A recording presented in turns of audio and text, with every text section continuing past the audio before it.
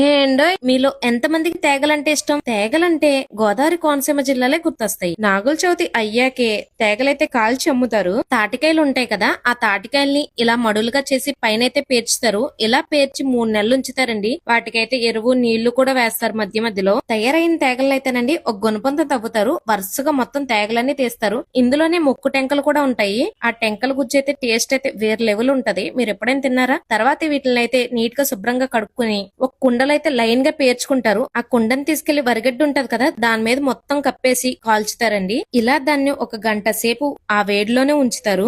అప్పుడైతే తేగ అయితే బాగా కాలుతది. దీన్ని అయితే కట్లుగా కట్టి సైజు వారీగా తీసి అయితే అమ్ముతారు. కట్ట అయితే 50 రూపాయల నుంచి 150 రూపాయల వరకు ఉంటాయి. తణుకు దగ్గరలో పాలంగి అని ఉంటది. ఇక్కడ తేగల టేస్ట్ అయితే మామూలుగా ఉండదు. బయటదంతా పోల్చుకుంటే చాలా టేస్టీగా ఉంటాయి. వీళ్ళ కాంటాక్ట్ నెంబర్ అయితే డిస్ప్లే మీద పెడతాను. మీకు ఒకవేళ కావాలనుకుంటే వాళ్ళు కాంటాక్ట్ అయ్యి ఆర్డర్ చేయండి, మీకైతే పంపిస్తారు. ఇంతకీ మీరు ఎప్పుడైనా తేగలు తిన్నారా? తింటే టేస్ట్ ఎలా ఉందో కామెంట్ చేసేయండి.